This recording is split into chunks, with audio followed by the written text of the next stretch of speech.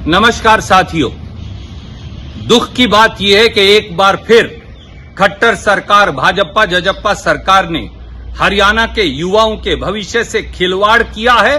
हरियाणा के बच्चों के भविष्य को मंडी में बोली लगाकर बेचा है।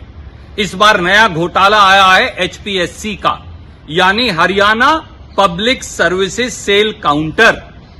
एचसीएस के एग्जाम के दो हिस्से होते हैं, एक प्री एग्जाम, एक मेन एग्जाम।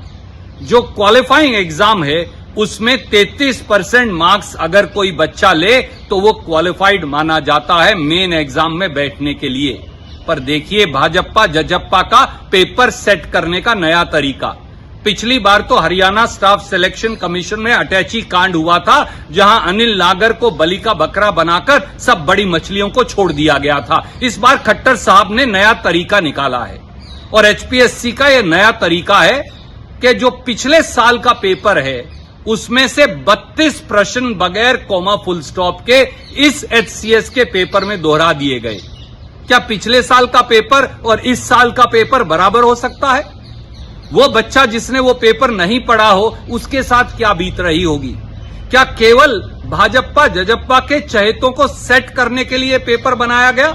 उन्हें कहा पिछले साल का पेपर पढ़ लेना, 32 सवाल तो उसी में से आएंगे, कुल नंबर 33 चाहिए तो बेटा तुम पास हो जाओगे। तो गुण और दोष पे अभ्यर्थियों की मापदंड क्या होगा?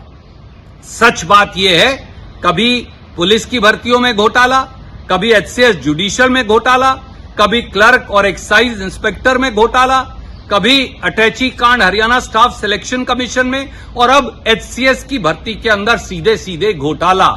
अगर आप 33 क्वालिफाइंग मार्क हैं और 32 सवाल पिछले साल के दे रहे हैं तो ये सीधे सीधे चोरी और सीना जोरी नहीं तो क्या है? खट्टर साहब धृतराष्ट्र की भूमिका से बाहर आइए और 93,000 बच्चे जो एचसीएस प्री में बैठे थे उनके सवालों का जवाब दीजिए। पहला सवाल, आप एचसीएस प्री का पूरा भर्ती प्रक्रिया जो है उसे कैंसिल करिए, क्यों नहीं कर रहे? दूसरा सवाल, हरियाणा पब्लिक सर्विस कमीशन को तुरंत भंग करिए। तीसरा सवाल, हरियाणा के उन 93,000 लड़के लड़कियों से, हमारे बच्चों से माफी मांगिए जिनके साथ छल कपट और धोखा एचपीएससी में हुआ है, एचसीएस के एग्जाम में हुआ है। और चौथा सवाल, पिछले 8.5 साल की एचपीएससी और एचएसएससी की कार्रवाई की एक सिटिंग जज से जांच करवाइए। अगर आपने ये नहीं किया तो कर्नाटक के नतीजे आपके सामने हैं। हरियाणा के युवा इकट्ठे होकर आपका भी इसी प्रकार से सफाया कर डालेंगे। यही हरियाणा के नौजवानों की मांग है। जय हिंद।